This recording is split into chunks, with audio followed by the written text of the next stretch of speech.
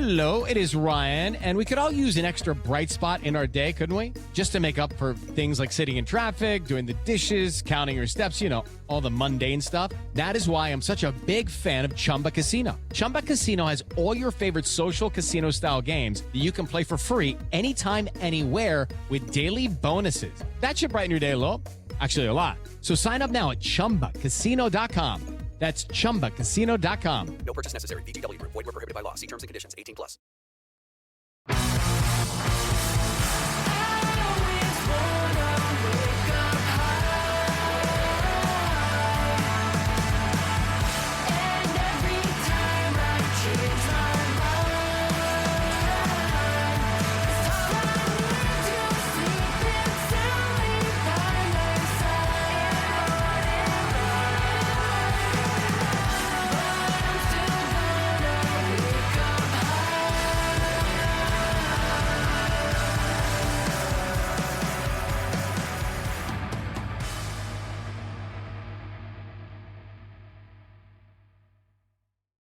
Hello and welcome to Islanders Anxiety from Lighthouse Hockey and the Fans First Sports Network. My name is Dan Saracini. Joining me on this Tuesday evening via Zencaster is my friend Michael Leboff. And Mike, the offseason is upon us.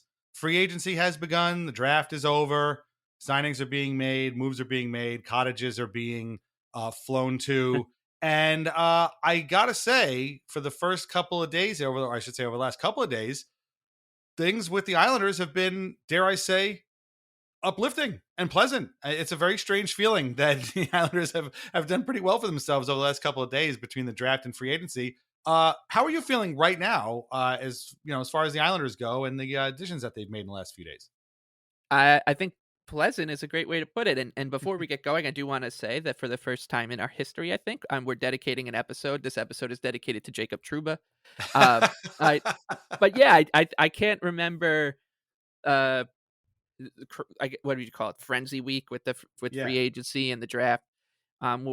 Like this one where it is pleasant. Like it was all good news basically at an Islander camp throughout. Right, there was no reasons for consternation, which is really rare. Because when it comes to free agency day, and it's now kind of a tired cliche, but you basically want to be when we used to say about Brian Straight, Brian Straight had a good game. He had a good game when you weren't talking about Brian Straight after the game. Right. And that's kind of how I feel about the Islanders right now, is that nobody's really talking about them. Yeah, tell me about it. We'll get into that too. Yes, we'll get to that. But I mean that in a good way. Like there's been no mistakes. There's been no, we should say at least, doesn't look like there have been any mistakes made. They made some, dare I say, tidy pieces of, they were very tidy and shrewd, I guess I would say. Dare I say those words? In the way they approached both the draft and free agency. Measured is another word you could say. Mm-hmm. But yeah, I'm really happy with the moves they made, the moves they didn't make, and just the general kind of attitude and the vibes in Islander country right now are really they are really pleasant. So yeah, I'm really excited about this episode. There's so much to get to. Obviously it's our last one for the season, and I'm not just even talking about the surface level stuff, right? The Duclair move, the Reilly extension, the draft picks, etc. Like the stuff, if you're an Islander fan in the weeds, like that stuff's been really pleasant too. The Schadenfreude stuff, the stuff going on in Italy. Like there's just been a lot of stuff there's been a lot of good things to kind of to enjoy, I guess, for Islander fans. I went from, and we're going to talk about this, how Monday went for everybody, but the way I look at it is I went from thinking if the Islanders don't sign anybody today, that's probably the best move they can possibly make, because there was a lot of movement. We're going to talk about a lot of those moves in a minute. A lot of money being thrown around in the first hour. It was like over $700 million. It ended up being well over $1 billion by the end of the day in contracts. And I thought to myself, you know what, if they just are like, we'll figure this out via trade and we'll just go with what we got for now, I don't think that would have been the worst thing. It would have been a little disappointing, I think, for people, but I think ultimately probably least you didn't get into a mistake. And then about a little less than 2 hours later, I was thinking to myself, damn, did the Islanders get to make the best deals of the day? And one of those guys was just re-signing one of their own guys. And they did indeed end up on a few, best move lists. And this is a couple of days after coming off of some of the winners lists over at the draft. So it's been a fun couple of days. A lot of smiling, I think, from Islanders fans. Still a little. Some people out there still thinking that they didn't do enough, but we'll get to that in a minute. Obviously, some teams in the division did get better. Let's be honest about that too, and we'll talk about that in a minute. We're going to go backwards here, so we're going to start with free agency. We're going to talk about the draft and some other stuff in the second half. And like Mike said, we're going to clean the notebook out today because this is going to be our season finale, barring any other kind of moves and stuff. And it is notable that Lou Lamoriello did not speak yet, so maybe there are more moves coming. Maybe Lou has just decided to go on vacation and talk when he's ready to talk. So we might be back at some point, but assuming that doesn't happen, this is going to be our season finale. So reminder, we are on Patreon at patreon.com/IslandersAnxiety. Plans start as low as $2 a month. You get ad-free episodes, bonus podcasts, and a whole lot more all summer long. So don't think that signing up for a hockey podcast Patreon in the summer is a bad idea, because I'm telling you right now, we're going to be doing stuff like our mailbag episodes, our non-hockey podcasts. We're going to have written posts and maybe some fun stuff along the way that we just decided to throw together at the last minute. So sign up today, patreon.com/IslandersAnxiety. Okay, let's get into the free agency. So remember when free agency day meant we had to wait till noon to hear about the trade, the deals, and nobody could say anything because a satellite was going to vaporize you from space if you said anything before noon. Well, those days are over, because now 11 o'clock, the deals were rolling in, sometimes the night before. And by 1, a lot of signings happened. There were Stamkos, Marchessault, Brady Shea, all these other guys were all signing in all these different places. Chris Tanev finally came home to Toronto, and yada, yada. Sam Reinhart re-signed in Florida for obvious reasons. And this is when I was thinking to myself, all right, maybe if the Islanders don't do something, maybe this isn't the best thing. This is the worst thing that happens. But around 1:45, the first one I saw was Stefan Rosner, who was like, sounds like the Islanders are talking to Anthony Duclair. About 5 minutes later, boom, official announcement. The Islanders have signed Anthony Duclair. And also right after it, they've re-signed Mike Reilly. We're going to get into the parameters of the deals in a second. But what was your initial reaction to seeing the news that the Islanders had signed both Duclair and Reilly? We don't need to talk too much about Reilly. You guys all know how we feel about Reilly. But what was your initial reaction to seeing that the Duclair signing had happened before you even knew about the parameters of the deal? I was like you. We got to a point where people were kind of making fun of the Islanders and the Ducks. Yes. For being the two teams that sat out this crazy right. Frenzy, like you were saying. And then I was resigned to it, to the Islanders just not doing anything and kicking the can down the road, maybe waiting for everyone to get back from Venice before they made the moves or whatever. Right. But then when the news came down, first of all, I want to also say that credit to the Islanders for once again breaking their own news, because as you said, right. we knew where Brett Pesce was going to the Devils during the Stanley Cup final, basically. Right. Yeah. A few of those. Yeah. Yeah. No, I mean, I think they were the only team, honestly, who beat the insiders to the deals. It wasn't Elliot Friedman tweeting out that Duclair was going to the Islanders or anything. Yeah. It was the Islanders tweeting in and then everyone retweeting. And like you said, Stefan Rosner had said that he was starting to hear some rumblings about Duclair, and then the Islanders tweeted it out. So credit to the Islanders there. So that made me happy to see that they still have it. They still got it. Yeah, and during the trade deadline stuff, we were talking about how neither one of us were too thrilled with the idea of Duclair. And the more I thought about it, the more I was thinking, the Islanders have just been connected to this guy so many times for so long, almost like Reilly. Tarasenko is, I think, in this pot now, that the former future Islanders, and Shane Pinto is fast becoming one. I mean, we'll get to him later. Yeah. Yeah, exactly. There are, and so I was just like, oh God, we're doing this Duclair stuff again. So I've just been, almost, I'll believe it when I see it with him. Right. In terms of coming to the island, and he's here, and I'm excited. I think that the term, and when I saw it was a 4-year deal, I said, okay, that makes a lot of sense. Basically, you get him through his prime. You get him through Barzell's prime, the rest of Horvat's prime. This is a good top 6 winger, and he's also the type of player that, he's going to bring a skill set the Islanders desperately need in terms of speed and some offensive flair. A player who's not afraid to turn on the afterburners and create scoring chances out of nothing from his own zone. He's got the familiarity with Wah. Yes.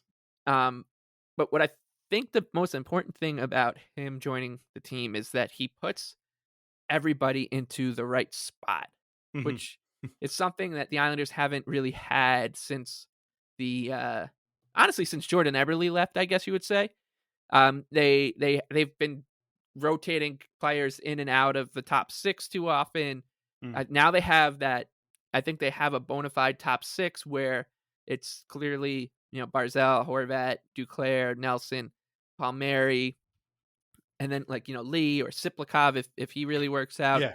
They have like the makings of a top 6. They have players who know they're in the top 6, then they'll have players who know like Pierre Engvalls and Simon Holmstroms of the world, Pajot. Like I'm a middle sixer if these guys stick around, of course. And then they'll have a 4th line too. So this is that's really important. I think that this addition really pushes everybody into the right spot.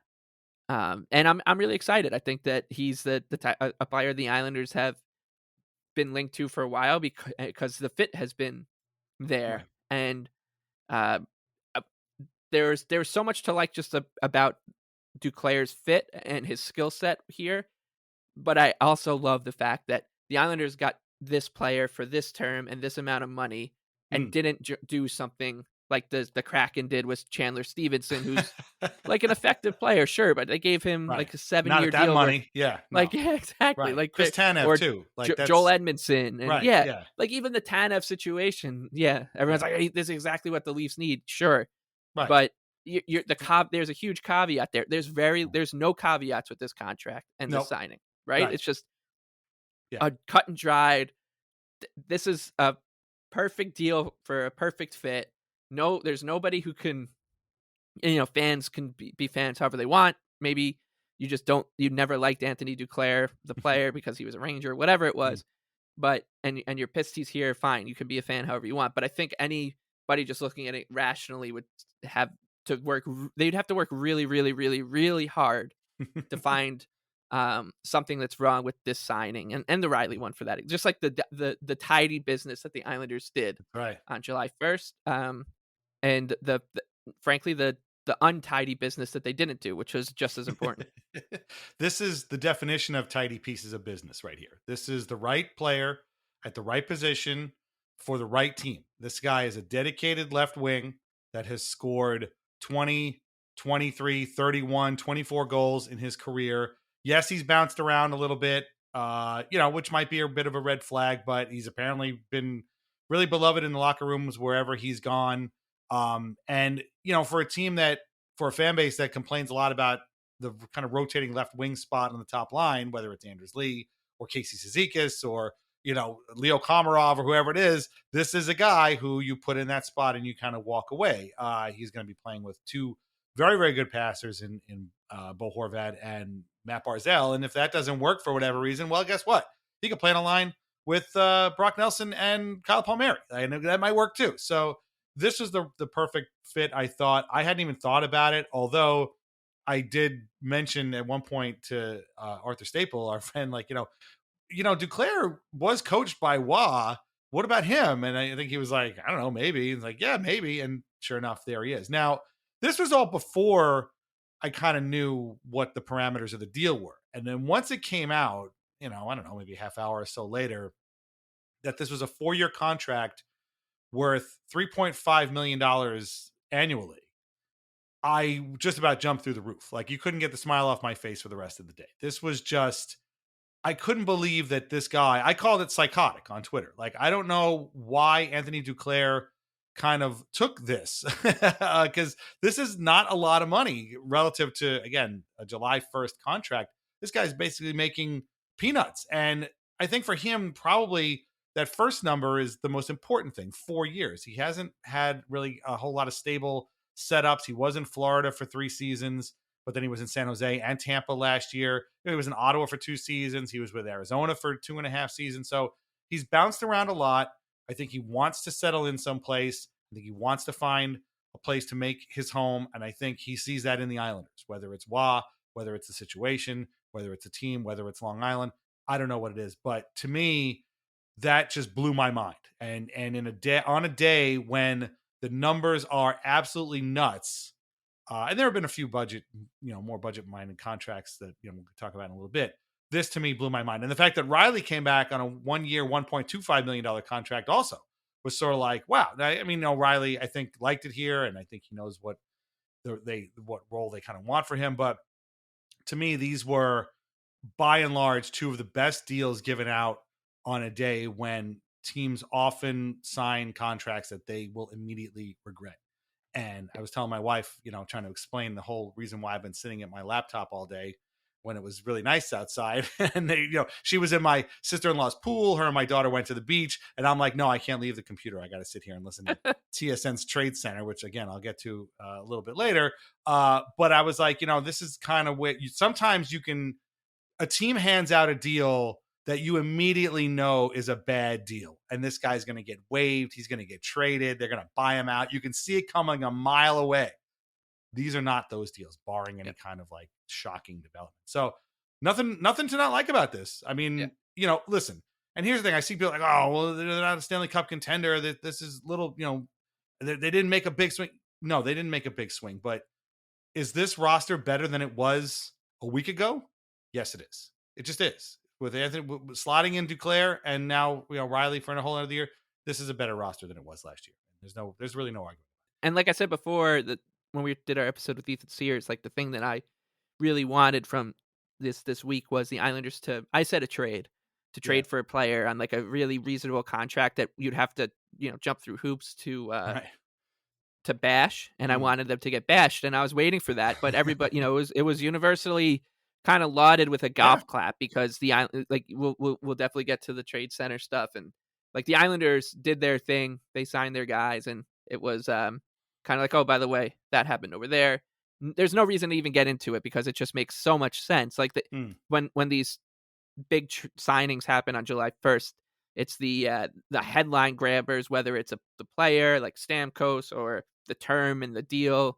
Like the Joel Edmondson contract or the Chandler Stevenson contract, these ones that are getting ripped apart or just deep dived in general are the ones that you don't really want to be involved in for one reason or another. This one, I mean, I'm sure there's a lot of people who have no idea that Duclair signed with the Islanders yet. Like they'll find out when he comes to town, right? When he comes into, Vancouver or Calgary. And like, if you only found out about the signings via TSN's Trade Center, you definitely didn't know that Anthony Duclair signed with the Islanders. Yes. But we also can't forget Maxim Siplikov, who also obviously signed. We talked about him. Yes. So, and I did forget about him several times throughout this entire summer.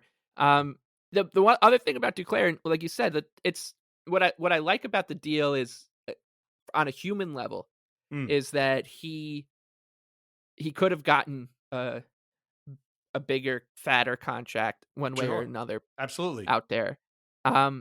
But the fact that he chose the Islanders is, I think it's starting to show you a couple things. One, the very obvious one is Patrick Waugh's effect on recruiting players, especially ones that he's coached before.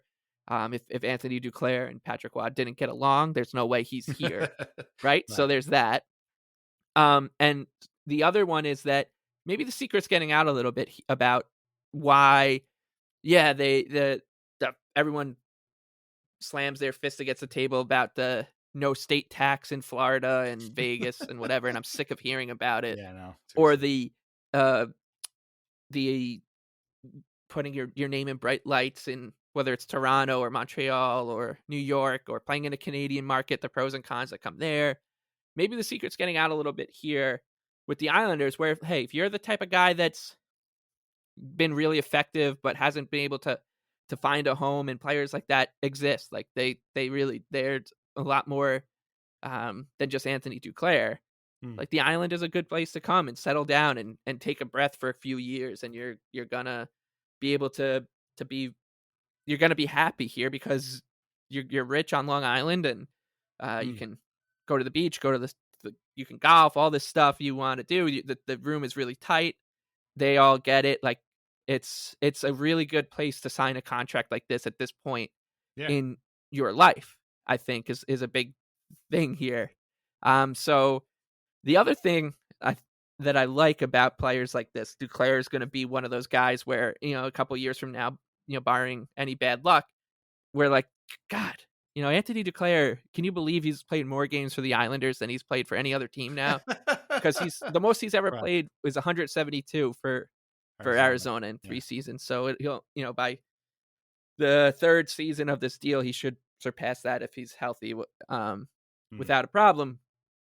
But he's played at so many places with so many players and he's got a great reputation for being like a very, good guy to be around, fun, and etc. That, that kind of player is good because he knows a lot of people and could say like, oh man, you would love the island if I can tell you that you'd be able to settle down here if you have a family, all this stuff. So I think that's also something that's really good when you sign a player like this who's bounced around a bit, because he's going to be able to. His network is quite wide, let's say, because of the amount of teams he's played for. Definitely. And again, he seems like a guy that with a lot of friends, JG Pageau among them, who played with him in Ottawa. A couple other things before we move on. He turns 29 in August, so he's not really too old, although he's been around a long time. Yes, he did start with the Rangers, and I remember he got a lot of publicity at that point, and I'm looking at the numbers now, and he played a grand total of 18 games and had 1 goal. I know. I cannot believe that. I feel like he was like almost Matt Rempe before Matt Rempe. Like it was a huge deal. And then they traded him to Arizona in the Keith Yandel deal, and it was like, wow, can you believe they're giving this young guy up for Keith Yandel? I know. Rangers machine strikes again. If I'd asked you how many games did he play with the Rangers, what would you guess? I would have guessed 3 seasons. I think I would have guessed like 150 games, right. Just because of the way he was talking about. Nope, 18 games, 1 goal, 6 assists, 7 points. That's it. So unbelievable. Anyway, and so he's bounced around. He's already played with Chicago and San Jose, so I don't think he was going to go back to either of those places. Was 10th in Calder Trophy voting in his first full season. Playoff numbers not great. Defensive acumen not great. I don't care. This guy was the right fit for the right number. I am interested to see how it works. He's a handsome guy. He's got nice, facial hair going on. He's got the dreads going on.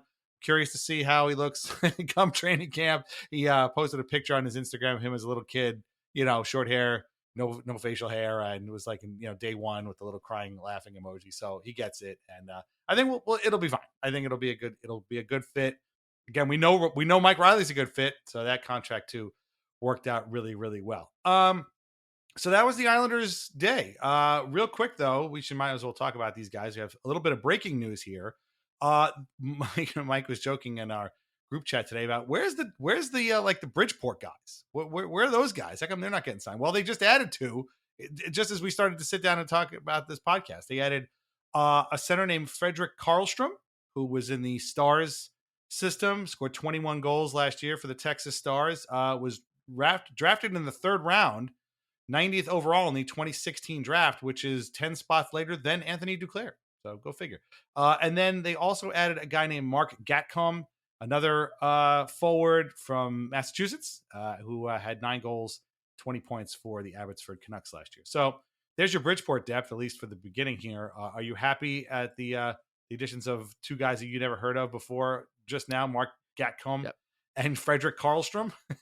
Yeah. And I was saying it tongue in cheek because I remember last year, the only new face the Islanders really brought in was Julien Gauthier, right? And people were like, oh man, where's he? This is another buy low masterclass by Chris Lamoriello, like fashion. Where's he going to fit? And you and I were like, I don't really think Julien Gauthier is going to be the guy that's going to make or break this season. And he had, by definition, the exact season you would expect out of that kind of player, right? Like played a handful of games, looked good for a couple, made some terrible mistakes in others that cost the Islanders points, never heard from again. So, that's it.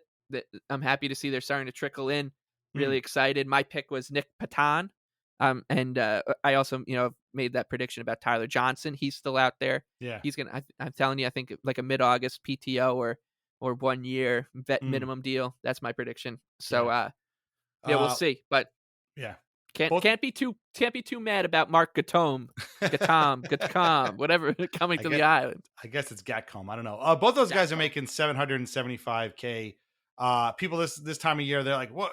1 year, one-way deal. What does that mean? It means he's going to play for the Islanders? No, it means he's going to get paid the same amount, whether he's in the AHL or the NHL. So we may never see this guy play for the Islanders, but Frederick Karlstrom is on a one-way deal worth $775K. So good for these guys. Welcome to Long Island, or I should say welcome to the Islanders, because it might just be Bridgeport, but we'll have to see what happens. But some more of the even more breaking news. Another guy you, I think, may have thought was going to come to the Islanders, Tyler Mott, is now off the board. He is a Detroit Red Wing. So there you go. So scratch another one off the list. And now a word from our sponsors. First is VintageIceHockey.com, where you can get t-shirts, hoodies, jerseys, mugs, and more, featuring over 100 classic hockey logos. Vintage Ice Hockey also carries our Al Arbor and The Island merch, and our portion of the sales always go directly to the Center for Dementia Research. Use the code ANXIETY20 to save 20% off an order of 2 items. That is VintageIceHockey.com. Try wines from the Pinot Project. They offer a Rosé, a Pinot Grigio, and a Pinot Noir that was named a 2022 Top 100 Best Buy by Wine Enthusiast magazine. All are delicious, priced at less than $15 a bottle, and available at local wine shops and at UBS Arena. Learn more at thepinotproject.com. Please drink responsibly. So let's go back to Monday. The Islanders had their day, or their 5 minutes basically of people saying like, wow, that's a pretty good deal. Then we went right back to the lunacy. So a lot of deals were made again early in the day. Steven Stamkos, Jonathan Marchessault, Brady Shea are all Nashville Predators now. Who are some of the other ones? I have my Sportsnet list here. Who else got signed? I guess Sam Reinhart went back to Florida. The Devils made a bunch of splashes. They signed Brett Pesce. They signed who was the other guy? Brendan Dillon. They had already acquired Jacob Markstrom already. They signed a bunch of other guys that will make them better. The Caps went crazy. They actually acquired Jacob Chychrun via trade and signed a few other guys as well. Oh, I had a whole bit that I guess I didn't want to do, but a lot of people talking about Steven Stamkos leaving Tampa Bay for Nashville after many, many great years, but no one is talking about another longtime member of a team that was unceremoniously dumped and had to find a new home for a new phase of his career. And I'm talking, of course, about Zemgus Girgensons, one-time All-Star for the Sabres, is now a member of the Tampa Bay Lightning. So the Lightning have replaced Steven Stamkos with Zemgus Girgensons. No, I'm just kidding. I'm just kidding. They obviously replaced Stamkos with Jake Gensel, who they acquired in a trade, and then signed to a big contract. I'm not going to go through all these. You guys know the deal. The Penguins didn't do much, which is great to see. Obviously, we love that. What deals jumped out to you from that day? I'm on Sportsnet here with all the signings. The Predators obviously got much better. The Devils got better. I think the Caps, it's fair to say, got a lot better. Some other teams didn't really do a whole heck of a lot. The Penguins, by the way, signed both Anthony Beauvillier and Sebastian Aho from the Islanders, we found out today. But is there a deal that kind of blew you away in a positive way? Let's talk about that. Somebody's like, oh, wow, who these guys are much, much better now. It might be just the Predators and Devils, but maybe it's somebody else. Did some other deal catch your eye and be like, damn, that team is going to be really, really good now because of this? I don't think that they'll be really, really good, but the stuff the Capitals did was like minorly annoying because I was happy to just keep to push them aside and not have to worry about them. And now they are certainly still in the mix. And I thought that what they did was pretty good. And I think we'll talk more about this in the draft, but I just hate that you have to exist in these 3 different buckets, right? You're either a team that is a Stanley Cup contender, like the Panthers or Oilers or Avalanche, etc.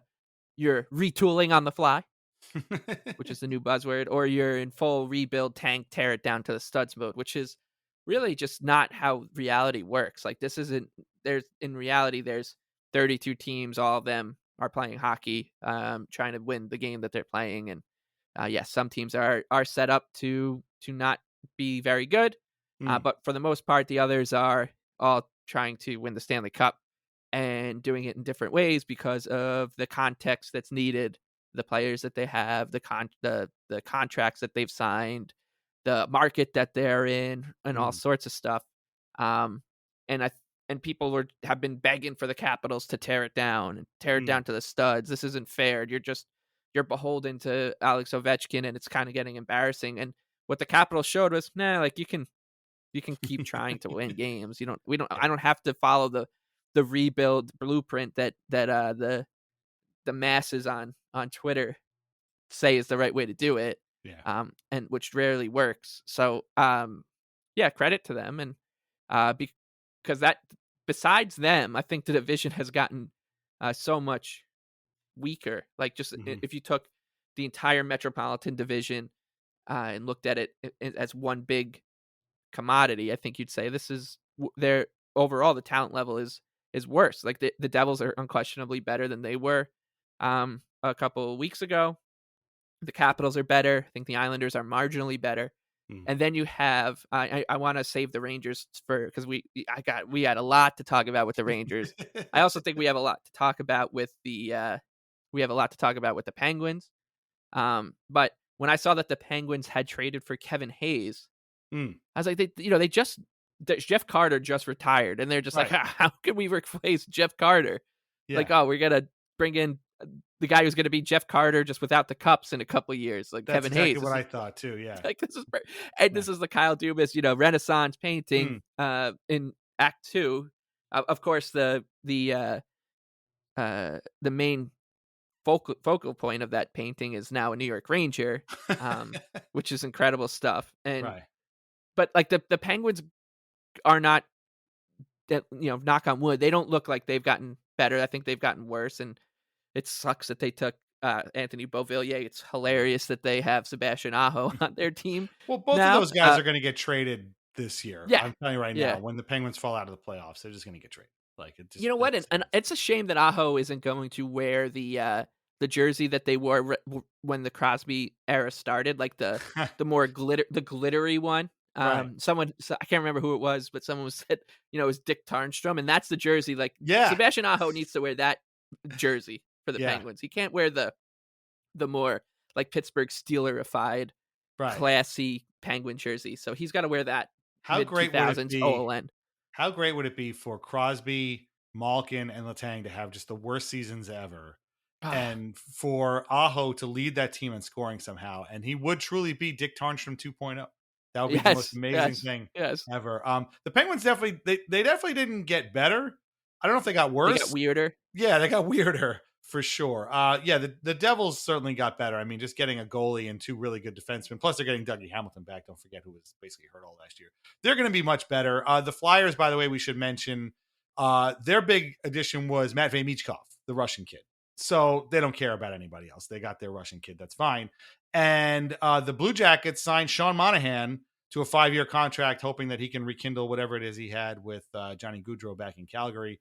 I am skeptical, but even if he does, it don't matter because they're still not going to be that good. So, I mean, I think that there's, room here for the Islanders to kind of sneak in and just be like, yeah, we got a lot better because let's be honest, the Hurricanes and Rangers got a little bit worse. Might as well talk about them. So the Hurricanes lost Gensel, they lost Pesci, they lost who else?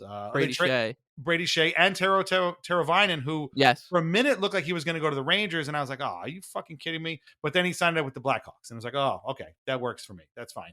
Please go back to Chicago, enjoy yourself, Teuvo. That's great." So they replaced them with guys like Shane Gostisbehere, Sean Walker, who are good players for sure, but like, are they on the same level? Are they, going to be the same thing? And then you realize, wait a minute, their forward core got worse. Stefan Nason, I don't know if he was with Carolina, but he went back. He's with the Devils now, yeah. He went back to the Devils. What's his name? Marty Necas is still there.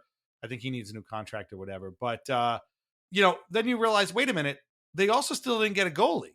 they're still going to run it back with Freddie Yep. Anderson and Auntie Ranta. And now you're just like, okay, really? They're doing this? So the Hurricanes have suddenly become much, much less scary. Do you agree? Is that like, Oh, yeah. you put it that way? So this is one of my favorite things about the whole day was that the Hurricanes, they signed the shrewd, perfect, like, value contract according to my charts. Yeah. Contracts. Like they like you said, Sean Walker, good player. Shane Gostisbehere, effective player and is in the right role. William Carrier from the Vegas Golden Knights, Right. really good That was the guy, checking line winger. They bring back Jordan Martinook, who's makes sense for them, obviously. And you're like, wow, this, the Hurricanes are doing what they're doing. They're signing these contracts that should return like expected value on the deal. But the context here is like these guys aren't as good as the players that aren't there anymore. Like, so it's great that they added to this team, like they added these bodies, but when you're losing core pieces and even if you don't want to include Gensel, like Teravainen or Shea and Pesci, who've been there forever and know this system inside and out, and they didn't address the goaltending, like you said. So you can look at those trades and say, look at my chart says that these are good contracts. They are, Eric Tulsky's a genius. He's figured out the formula to be a successful GM in 1 week. So Tulsky's climbing mountains that we could never dream of. And then you realize, yeah, he is, but he's also didn't replace the players that he needed to replace. Like maybe you could say Sean Walker is a good replacement for Brady Shea. Outside of that, can't really think of the Hurricanes getting. I think every player that's come in compared to the player that's come out has been worse. So and like you said, Natchez he's in a contract dispute. He's going to leave in all likelihood. And so the Hurricanes went from a team that you can almost certainly pencil in for 105 plus points to are they that much better than the Islanders right now?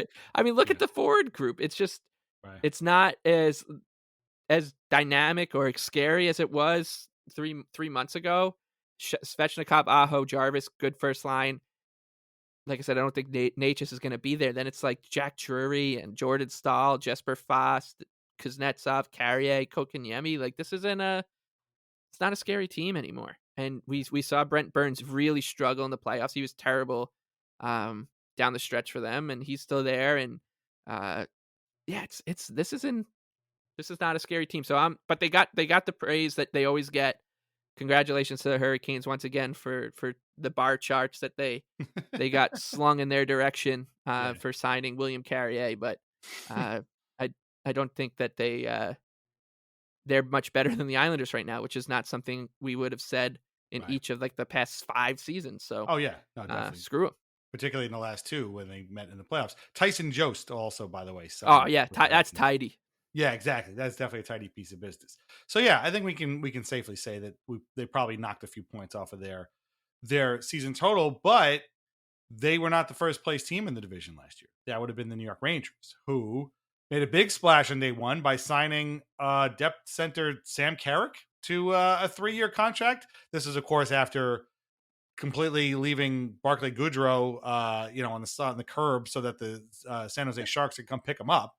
And there was a lot of talk about them signing Patrick Kane, who went back to Detroit. There was a lot of talk of them signing Teuvo Teravainen, who went to Chicago. Then there was a lot of talk of how they had to move Jacob Trouba in order to make some space. Now, Trouba, of course, is the captain. He's got the sharpest elbows in the entire league, as half the division knows. And he's got a full no move clause or whatever it is. And so in order to free up some cap space, Chris Drury is going to have to do some work in convincing this guy to take a deal. Apparently there was a deal in Detroit that somehow fell through. And now what has come out is that part of the problem is that one of the reasons why Jacob Trouba signed with New York in the first place was because his wife is a doctor. We knew about this, and her residency in New York was going to take up the majority of his time. And she's still a resident, and he's still a Ranger, and he is not really inclined to go anyplace else because his wife and their like brand new baby, who's not even a year old or whatever, is very much, stable here in New York. And this has become a huge problem. And Rangers fans are absolutely losing their minds. Rangers writers are absolutely losing their minds. And I am convinced now, I'm actually actively, seriously concerned for the health and well-being of Jacob Trouba's wife, because Larry Brooks has basically, put her name out there in the newspaper. And I just hope that nothing terrible happens to her, because like, this is dangerous. Like, what are we doing here? Like, this woman has a job. She's got a life. She's got a family. It's an important job. And now he's basically putting the target on her back so that all these like steakhead Rangers fans can be like, whoa, why don't you let your husband go to Detroit so we can free up some cap space to sign somebody? Like, okay, pal, whatever. Like, to me, this has become very, very dangerous and very, very scary for somebody who normally I would hate. But it is fun to watch the whole thing burn down, though. So I really hope it continues like this. You are having too much fun with the whole Trouba thing. It's been a lot of fun for you. It was hell on earth living through this Rangers season. And we've talked about the Islanders season being so strange and gut-wrenching and twisting that you expected a payoff almost. You're like, okay, if they're putting me through watching Jet Greaves, stand on his head in a must-win game for the Islanders, there better be a payoff here. Maybe it's they just go on a miracle run to the Stanley Cup final or something. Of course, it was a 5-game exit in the first round, and watching the Rangers go to the Eastern Conference final, being convinced the entire time they're going to win the Stanley Cup. So not the payoff you were looking for. But now I'm starting to think, okay, maybe we're getting there. Maybe we're starting to get to the payoff for having to live through that season. Because this stuff has been incredible. And I mean incredible in like I guess extraordinary is the better word, because it is just absolutely outside of the realm of the social contract that we as human beings and sports fans operate in. It's so far gone here. Right. And there's a lot of stuff I want to touch on. I know this episode's going to be long, and this might be the biggest part of it, but I think it's actually important. And it's not just talking about the Rangers. I think there's an Islanders point here as well, not just because they're our rivals, but in terms of how these two fan bases operate and go about their day-to-day life here, which is Ranger fans are melting down right now because they just learned what a no trade clause is. Like they just figured out that what a no trade clause means. Like there's a whole other league out there where no trade clauses are just lashed out, but because they don't matter to the Rangers in their immediate plans, like they don't pay attention to it at all. Like they won't. I'm sure that they didn't know that whoever Jason Zucker had a no trade clause when he signed his deal with the Minnesota Wild 6 years ago or something, right? Like that, just because it doesn't matter unless it affects the Rangers. So they're learning now what happens with a no trade clause and how these things work. Well, because they're used to team players waiving their no trade clause to come to them, so it's never been a problem for them before. It's never been a negative; it's always been a positive. Almost, like who cares? Like, yes, exactly. Good. Sign your no trade clauses because you can have a no movement clause, because if we want you, even if you're on the Vancouver Canucks, we're going to get you because we're the Rangers. And now they're seeing that the shoe can go on the other foot. And I say this all knocking on wood because there is, of course, this is the Rangers, and things just always work out for them. The Barclay Goodrow situation, for example. But yeah, they watching them just have this full meltdown because something isn't breaking their way. They're not getting their way with a player, their captain, who, by the way, all season long, how many times did we have to deal with this? This team's different. Team of destiny. This is the most likable Ranger team I've ever rooted for. I love these guys. I die for these guys. I'm gonna cry when I watch these guys lift the cup. And 2 weeks later, their alternate captain fucked over, gone, thrown on waivers. No, Chris Drury works his way around his no trade clause, trades him to a team that's on his list because he puts him on waivers. So yeah, this is the most likable team, but not that guy. Right. No, how about the captain? Right. The captain's a bum now. Get rid of this guy. Yeah, the captain. The guy who's elbowing people. You're defending him because he's smashing people in the head. He's clean. That was through the body. It wasn't that dirty. And now he's persona non grata in New York because he's got a no trade clause. He has a clause in his contract. He's got a legally binding contract that says, I don't have to go to these teams if you try to trade me to them. And he's exercising that right. Yeah. But because he's a Ranger and Ranger fans don't want him to be on the Rangers, they want him off the team. They're having an absolute tantrum. And we're now into like the craziest tantrum universe I've ever seen in my life, with the stories about his wife, and the reason that he wanted to stay here was because his wife is a doctor and is in her residencies here in New York, and he wanted to basically give her peace of mind that she can finish her residency here without having to worry that her husband is now playing for the Nashville Predators or something, right? So totally feasible reason to have a no trade clause. So feasible, in fact, Dan, that ESPN made a mini documentary about it in 2022. Wow. How about Yes. that? I didn't even know that Can was you part of believe it. Yes. A documentary about the Rangers. Can you The believe they ESPN made a made- documentary wow. about the Rangers How from about ESPN? that? I can't believe that. That's And crazy. yeah, and they, what's crazy? They painted it as if he's the good guy and that she's the good. They are the protagonists in the story, but we know that they're the antagonists. They're the bad guys. They're the black hats. Because who would dare do something like that? Right. Who would That's dare tell the Rangers to kick rocks Hmm. when they're the New York Rangers? So these people are full on brainworms meltdown mode right now. and we when we did our Ranger Peace Theater a few weeks ago, we were talking about how there are some normal people, or people who we thought like, it's a kind of a cool-headed Ranger fan there who is having a moment, and those same people are out there. They are losing their cool about this situation. Right. And it's just unbelievable Yeah. to me to watch this all happen. Jacob Trouba is fast becoming my favorite Ranger ever. I reserve the right to change that at the drop of a hat, but please stay there. Like this is, it's incredible theater. It's scary. Like you said, there's definitely there is a sinister part to this, and you hope that nobody, and I don't think, I think it's going too far to say that like people are going to do something stupid here, but you really hope nobody does something stupid here. Right. But the fact that this story ended up in the New York Post, when I was reading that, I was watching the USA Uruguay game last night, and I was reading that game, and I had to read it in snippets, the Larry Brooks article, because I was like, this isn't, did somebody write this as a bit? Like, I cannot believe that this is a thing.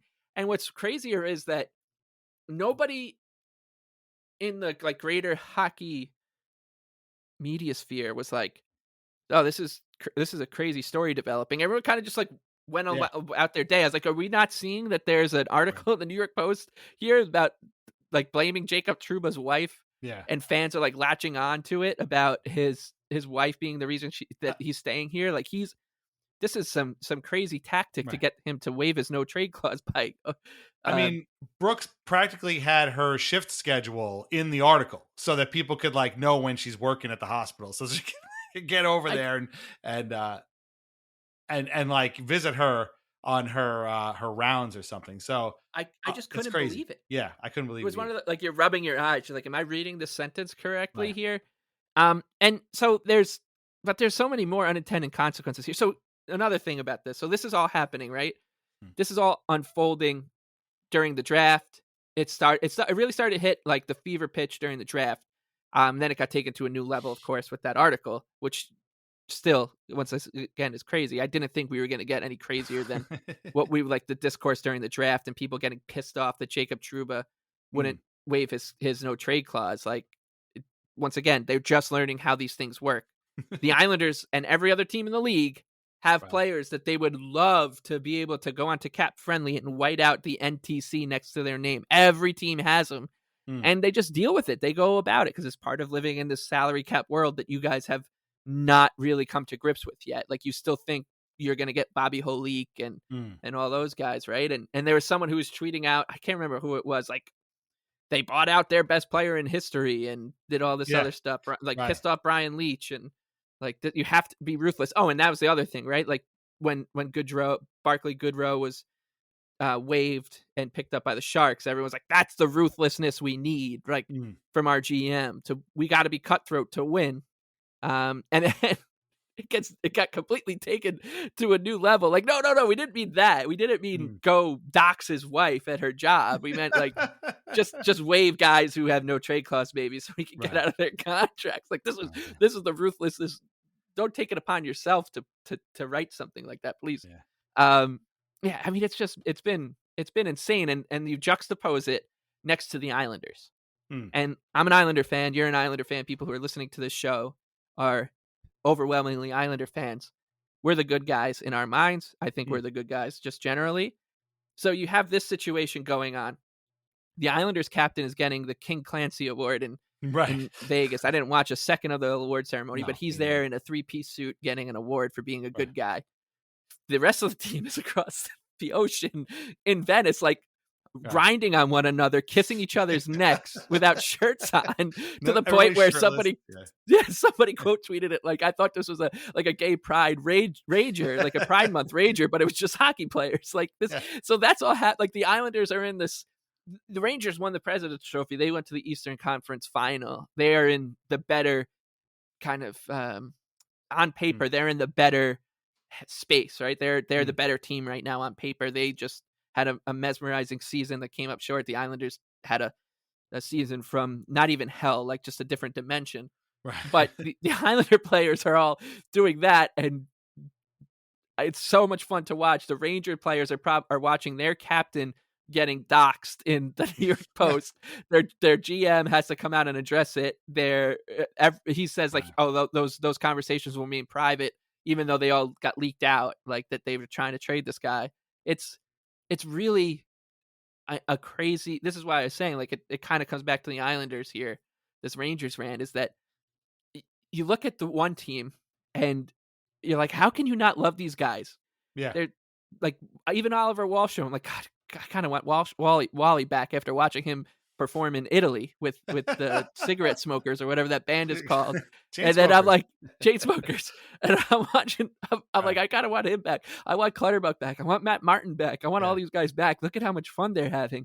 Meanwhile, the Rangers are wherever they are, and they're watching their captain get dragged through the mud after their alternate captain got, loopholed out of a contract. Like, yeah, you think these guys are going to be happy with their GM? Yeah, I don't think so. So, they go to the Eastern Conference Final, and it wasn't enough. Their fan base is now dragging them all through the mud. They are literally harassing them. And we went to the Eastern Conference Final. We're like, I'm gonna love these guys forever. I'm watching. I'm like, look at them in Italy. It's the best thing ever. I love these guys still for coming up short. It's the two fan bases just couldn't be more different. Yeah. And yet the reputations of the fan bases are so misaligned with what they really are. Like definitely. It's right. That was a tour de force bit, by the way. I hate the Rangers so fucking much. I know, me that's too. all it is. I do. But you left out one also important thing. Their all-star goalie who dragged them to that Eastern Conference Final. Gotta get rid of him. You got to get rid of him because he doesn't have a contract extension, and why pay a goalie $10 million? Although Sergei Bobrovsky made that seem like a pretty good idea with the Panthers. So like here, in this continent, the Rangers' entire roster is kind of on fire right now. Meanwhile, the Islanders are in Italy, shirtless, singing Mr. Brightside as a group. Yeah. So with players who aren't on the team anymore, with a Pittsburgh Penguin, right? With Josh Bailey. Mike Reilly was there having a good time. Ross Johnston was there. Yeah. I mean, it's just. Right. This is what I was like when I was saying that Duclair thing before. Like, I think the secret might be getting out that like this is like there's something going on the island. Like, it's a good place to come. The group is great. The fans are insane, but in a good way. They're not showing up to your wife's work. I mean, a couple of I don't know if Kyle Clutterbuck and Matt Martin might not even be Islanders at this point, although they haven't signed anywhere else, so maybe they are. But yeah, it's been pretty wild. Congratulations to the Pulocks, by the way, because that does look like an absolutely sick wedding, and that wedding looks more more wild than the Panthers cup celebration. So, the Panthers took the Stanley Cup into the ocean. Well, whoopee wow. I saw, Oliver Wahlstrom kiss Anthony Beauvillier on the cheek while they were at a rave with the Chainsmokers for Ryan Pulock's wedding. So, I mean, I don't know what. And it's so great that it was Pulock too. Right? Here's a guy from Manitoba who's quietest guy, right? Low talker, farm boy kind of guy, and he's having a wedding in Venice. But like you said, it does look like the Stanley Cup parade. It's crazy. It's crazy. Yeah. I've never read an article like the one that was in the Post about Jacob Trouba, and I've never seen a wedding like that. It looked like one of the, remember in like the 2010s, like early 2010s, I think it was called Project X, that movie that just about a crazy college party, like a college rager. It reminded me like one of those movies where like the party just gets completely out of control. The cops show up, and I've never God. Yeah. And it was Ryan Pulock, and I felt a little bit bad for Anders Lee that he had to win the King Clancy Award. I was just going to say, well, he got to go to the Sphere and announce their draft picks. So I guess it worked. He got to see the last centralized draft, which was, the important thing. That is true too. But yeah, oh my God, Lee at that party probably would have been the end of Italy. Okay, so we've talked a lot about the Metro. Very quickly, I want to go through some funny things about the Atlantic. We don't need to talk about the West all that much, although Vancouver, I was listening to the What Chaos podcast today that I've actually kind of grown to enjoy late here in the season. And they said what I said, which was that I think the Vancouver Canucks are eventually going to hate Jake DeBrusk, who signed over there for $5.5 million, I think, over 5 years. So we'll have to see how that goes. But the Atlantic was probably the place for the absolute comedy. On July 1st, you had the Bruins signing both Elias Lindholm and Nikita Zadorov.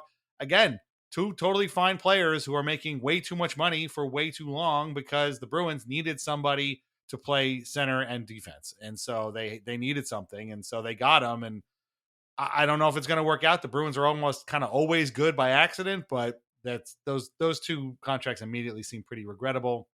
The Leafs, as we mentioned before, signed Chris Tanev. They signed who was the other guy? A couple of guys that again are okay players. They did re-sign Matt Murray, so there's that too. Yeah, they said they did re-sign Matt Murray. Anthony Stolars and Oliver Ekman-Larsson were the other two. Yes. And Yanni Hakanpää. So like everybody's like, oh, this Ekman-Larsson isn't the same one who was terrible in Vancouver. Really? Because he played on a really, really good team for like barely any ice time. And they had a lot of other defensemen kind of pulling the wagon there. So we'll see how that goes. But at the same time, the best thing about the Leafs is now the discussion of it's still, they keep kind of filling in around the margins, and it still comes down to the big guys at the core who need to perform when it matters the most. And B, do we remove the C from John Tavares and give it to Austin Matthews? This was a point of contention on both the Nick Kypreos, Rick Kipper and Bourne the other day.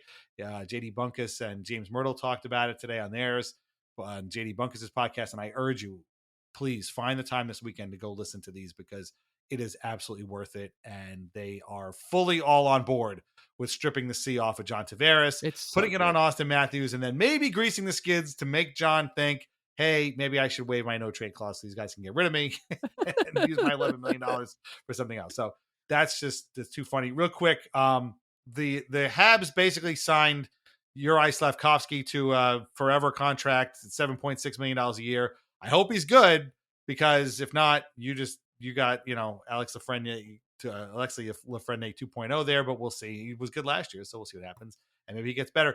But to me, the Senators and the Sabres take the comedy award for the day because these two teams who have now missed the playoffs for a combined 20 years, right? It's 13 for the Sabres and I think 7 for the Senators. These two teams spent the day signing like fourth liners and trying to sell them as if they're like the final piece of the puzzle to some kind of like grand scheme that this is it. So basically the Sabres bought out Jeff Skinner, who signed with Edmonton, by the way, and a pretty good deal for the Oilers, if you ask me, and replaced him with a guy you mentioned before, Jason Zucker, and guys like, who else did I have on the list here? Zucker was the big one that they got, the big one for a year. Nicholas Aube-Kubel They signed Jacob Bryson re-signed.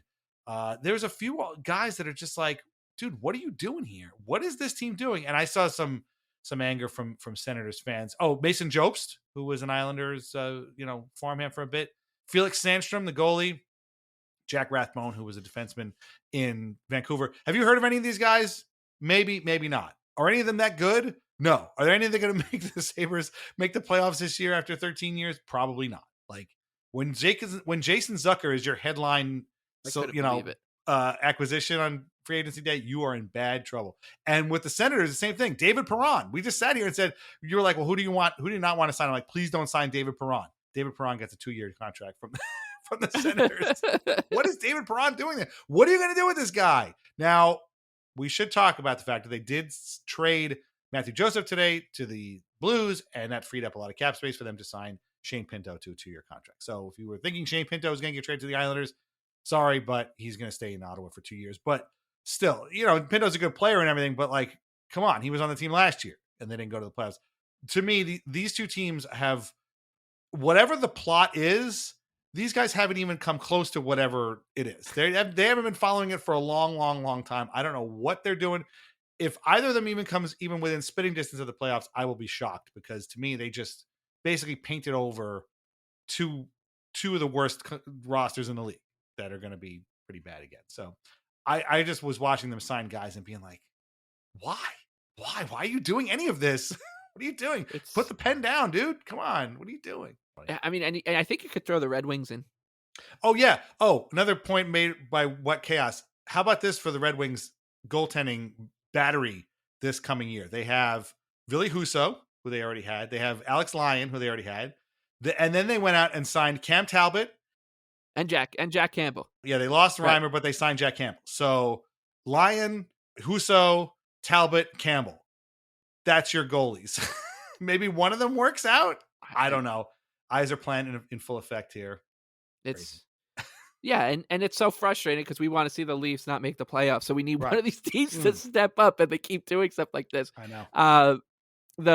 I would say that Oscar or the free agency frenzy Oscar for the best comedy was the Zucker signing. It has to be. To buy out Jeff Zucker and Jeff Skinner and sign Jason Zucker is immediately use all the money that you saved from this Jeff Skinner buyout to sign Jason Zucker to a $5 million contract. He must have just been like, wait a minute, they're going to give me $5 million for what? Right. Isn't this team trying to make the playoffs? Right. I wouldn't sign me if I was in their situation. Yeah. But now I know where I got James Reimer from. He signed with Buffalo. So again, yes. Why? Yeah, why are you here? Sam Lafferty too. Forgot Sam Lafferty. Oh right, yeah, right. So that's what they did. Yeah. They signed him and Zucker $7 million, and that is to a T basically what they saved from buying out Jeff Skinner this for the season. Goes to Sam Lafferty and Jason Zucker. It's the silver lining here is at least it shut everyone up, so no one's saying like, oh boy, this is finally the year. Here they come. The drought is going to be over. And I get both of these teams, the Sabres and Senators, have these really, strong young cores, etc. But it doesn't matter. It just it's been proven over and over again. It really doesn't matter. And the more people predict change in the NHL, the more things just stay the same. It's case in point, staying in the Atlantic, and we got, like you said, we started this conversation. We'll bring it back to the Leafs. The second that they went down 3-1 to the Boston Bruins, before they were even eliminated from the playoffs, the entire fan base, and when you say the entire fan base, that also includes the media, because the Leafs media, of course, is part of the fan base. They are just the fan base with the microphone. They all said, that's it. This is it. You cannot. I really mean it this time. Not like the time that I said it after they lost to the Panthers in 5 games, or in the first round to the Lightning the year before that, or in the first round to the Blue Jackets, or the first round to the Canadiens, or the Bruins the other time. I actually mean it. You can't win like this. One of these guys has got to go. There's no excuse for them to come back in September with a team that still has Austin Matthews, William Nylander, John Tavares, and Mitch Marner on it. And you can't trade Austin, and you can't trade Willie. You probably can't trade Tavares, so it's going to be Mitch. They have to do it. Mm. There's no excuse. They just need to get it done, and they will. There's no way that they can come back in September with these guys. It is July 2nd, and they're all changing the narrative from, oh, God, they're bringing them back, so might as well not even talk like that anymore, to is the big change just going to be taking the C off of John Tavares? You think that's a big enough? Is that does that still count as running it back? They got Chris Tanev and Oliver Ekman-Larsson, so they they re-signed Max Domi too, and they got a new coach. Yes, It's really I think about doing this all the time, and I realize it's just such a terrible way to waste time in your life. Like, you only have so much time on this planet, and I can't go back to every Leafs podcast in the 3 or 4 days post playoff elimination and just clip all the guys saying that there is a 0% chance that these guys will all come back, because they say it every year. Every year they say it, that there's no way that they can just run it back with the same core. And yet that's just what's going to happen, because the more you expect change in the NHL, the less change actually happens. So you can be, think the Senators or the Sabres or the Red Wings are going to gate crash in the Atlantic, but they're just not. It's just not how it works, especially if they're bringing Jason Zucker in. Like, it's so crazy. And yet the Islanders are the team that gets, all this flack for the way that they're run, and giving Pierre Engvall this contract, or Scott Mayfield. Like, man, the Islanders have made the playoffs every year but one since Lou Lamoriello has been here. Every year but one. They've been to 2 Eastern Conference Final. They swept the Penguins. They swept the Penguins back when the Penguins were still good. Like, they took Ryan Pulock and Adam Pelech, picked up Sidney Crosby, and they put him in their pocket for 4 games. Tom Kuhnhackl scored a goal that was disallowed. Like, this team was... They beat the shit out of the Penguins. They beat the shit out of the Penguins again. They beat the shit out of the Bruins. Like, they ran through the bubble. Like, this, they have had all this success, and yet they're the team that has constantly said, what are they doing? Why aren't they just, tearing it down and rebuilding? They can't win with this roster. And yet the Sabres and the Senators, the Red Wings, even like the Leafs, the Leafs haven't. The Leafs get praised like they're this behemoth compared to the Islanders, this juggernaut, and they've won 1 playoff series since 2004. John Tavares has won 1 playoff series since leaving the Islanders, and yet these are the teams that get praised. That the team that the team who's trying to chase their captain out of town after winning a President's Trophy, going to the Eastern Conference Final. Getting within 2 games of a Stanley Cup final.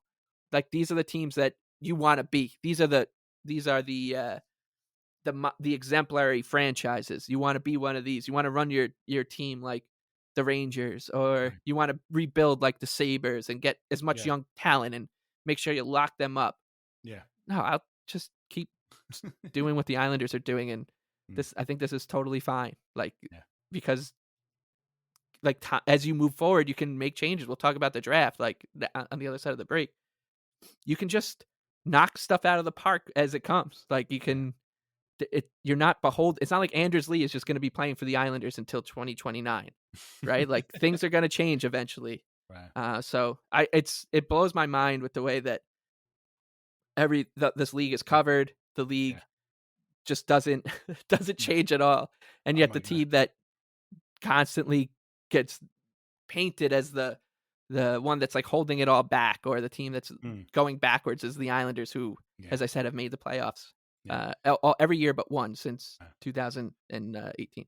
Well, that's a perfect segue for me to talk about the TSN Trade Center experience that I had on Monday, which was awful. And I say this to you as my friend, and I say this to our listeners as my friends. I am making this vow right here and now. This was the last time I will ever watch TSN's Trade Center on free agency day. I will just get my free agency news from Twitter, or just read about it at the end of the day. I don't care. This was as painful as it's ever been, but maybe even a little bit more. You had 2.5 hours of like crazy trades getting broken. And I thought they were doing a pretty good job. They were bringing them up and talking about these trades, and not trades and signings and all this stuff happening, the Stamkos and blah, blah, blah. And then, like you said, they had this stuff set up and they had to do it. And so we got bits on who's going to play for Team Canada and Team USA at the Four Nations face-off. What team is Leon Draisaitl going to sign with next year? Done through Plinko. So they had like a Plinko board and they were dropping this like coin down, and whatever cup it landed in was where Draisaitl was going to sign. They talked about all this stuff. And then when somebody did sign somewhere, they would talk about them as if they were, first of all, again, they only covered the 7 Canadian teams and the Predators. That was really it. Nobody else has any bearing on anything. And like when you devote as much time as they did to the Senators signing guys like David Perron and Michael Amadio and Noah Gregor, it started to make me think something that you've brought up, which is like TV being made for not audiences, but other TV producers. And it suddenly occurred to me that this program, this 6-hour long annual program of what is supposed to be the free agency, frenzy and the way to keep up with it and watch all the deals go down as they go down, is basically just made for the people who are on the show. They want to sit there and argue about where Michael Amadio and Noah Gregor fit into the Senators lineup that's not going to come anywhere near the playoffs. These are the guys who want to argue. And Brian Hayes, who is I guess a host at TSN, please, this man needs a vacation more than I think anybody else in Canadian hockey media. This guy was angry. He was just yelling and screaming about who was going to be on Team Canada and why they were going to beat Team USA and why, these Leaf signings were not going to be good and why this, that. And like, bro, will you calm down, please? And then they throw it to the goalies who talk about the goalies, even when the goalies aren't getting signed. And it's just like, why are we, then they have the trade breakers and it's a table. Bob McKenzie's there. It's always great to see Bob. They give him like 5 minutes to, total for 6 hours. He doesn't really say anything. Again, the Islanders and Duclair weren't mentioned at all, except for a brief moment by Gord Miller, who said, just like the Islanders signing Duclair. Okay, James, back to you. That was the moment that it was, that was mentioned. And I don't say that because I need these guys to mention this or talk about this, because let's be honest, they don't know anything about the Islanders and they don't give a shit about them signing Anthony Duclair. But the point is that I'm watching this because I want these people who are allegedly in the know to explain and analyze these deals as they're being made in real time. Not talk about where Leon Draisaitl is going to sign in a year. I don't care about that. And I don't know anybody that does. If you're an Oilers fan, you don't want to hear about this. If you're a Flames fan, you definitely don't want to hear about this. And I don't get it. That's the thing that got me. It's like, okay, we make a joke about how they talk about the Leafs all the time, but even if you're a Leafs fan, how much Chris Tanev talk can you stand? Like, I don't understand. Like, and maybe you want to hear about somebody who's just signed with the Canucks or the Flames or whatever. So I can't do it anymore. I don't know why I ever did it in the first place. It seems like almost like you're kind of getting away with something, I guess, by watching this, sort of peek into a, another dimension or something like that. But I can't do it anymore. It's not television made for me, and it doesn't have to be. I'm not saying TV needs to be made for me. There's a lot of TV shows that I feel like are made for me. This is not one of them. I don't need to watch it anymore, and I can't take it anymore. So, I don't know if you watched it at all or whatever, but it just, I turned it off an hour early because I'm like, what am I still watching this for? I don't know. This is just making me mad. I was turning it off, coming back to it, and I was like, this is so bad. And the first kind of 10 minutes I had to like actually pay attention to it, right? Because of work or just getting Isla ready, was they were doing something called Tender. Yes, yeah. Tender, which is a play on words of Tinder. Yeah. Where the goalie panel, they have a goalie panel, right? With Noodles McLennan, Marty Biron, and Kevin Weeks, 3 Islanders. Yeah. 3 Islanders. I never thought about that. Yeah. Oh God, I would love to get their combined games win-loss record with the Islanders. They're playing Tender, and I'm like, what are they doing? They're just they're swiping guys right, and then I started to put it together. Oh, those are all Canadian goalies. They were picking their starting goalie for the Flash Face-Off, whatever it's called, on coming our way, the season that you and I are just going to bitch about the entire season, right? With the little 4-team tournament that they're doing for no reason whatsoever, just to take a break for 2 weeks in the schedule and probably get an Islander or 2 hurt. this is going to be keeping me up at night starting pretty soon. Yeah. And I always think this whenever I watch Trade Center or Free Agent Frenzy, and that the reason I watch it still is because it's nostalgia. Like back in when the Islanders traded for Ryan Smith, one of my favorite days ever as a fan, I was playing hooky, and I was watching on my computer, like my family computer, an old family computer in like the attic, so my mom wouldn't know that I was faking sick. Like I was like surrounded by boxes in like this loft in my old house, like watching in the dark. And what back then, Trade Center and the July 1st special were really special because we didn't get any hockey coverage in the States. So once a year, like you could find a stream for TSN, and you could watch these shows. And there was no Twitter back then either. So the only way you could find out that Miroslav Shatan signed with the Islanders was by watching these shows. And when you're watching it in real time, I mean, it sucks to say it because the toothpaste is out of the tube here and you can't put it back in with Twitter. But finding out the Islanders like signed Brad Lukowich on TSN on a computer is really exciting.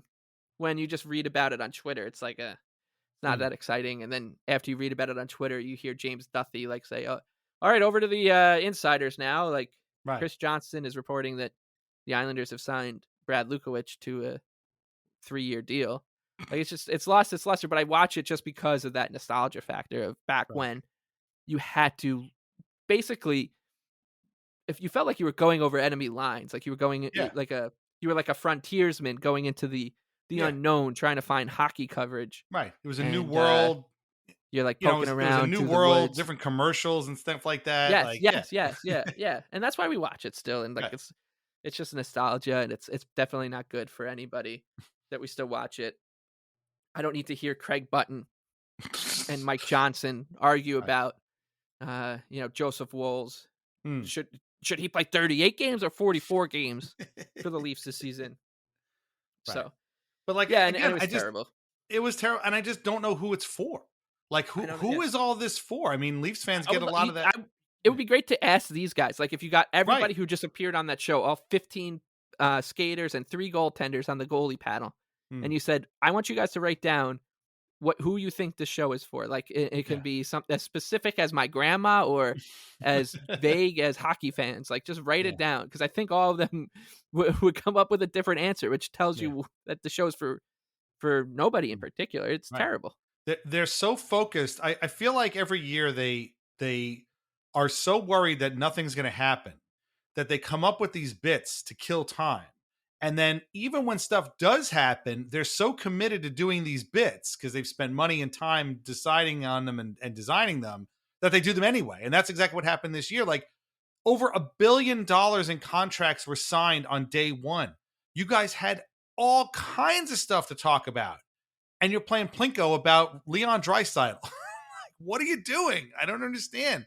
It makes no sense. And okay, they have guys come on and talk with them on Zoom, which is never not awkward. But at least it's something, right? Like, that at least I can buy. Okay, this is dumb, but at least I get it. Yeah, the annual Cam Jansen phone call. Yeah. It was fun. It was fun. Right.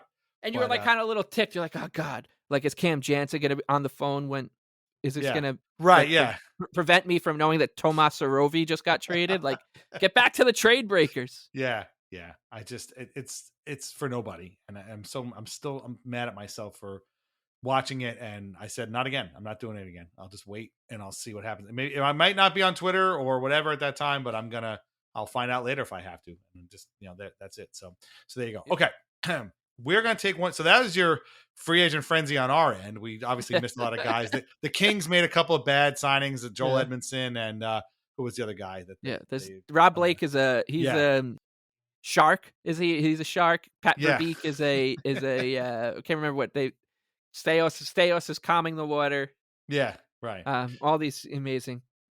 Steve Eiserman. Nothing ever gets out from Steve Eiserman, and then every deal is tweeted out hours before it happens. Yeah, the Patrick Kane situation was great, and then I love how Tyler Bertuzzi is also a perfect fit for half a dozen teams, and he signs with Chicago, which basically and Tyler Toffoli signs with San Jose, which basically to me says those guys were like, I don't care, give me the puck, give me my money, and I don't give a shit. Okay, man, go ahead, be fine. And You know, and Max Domi made the funniest, most original yeah.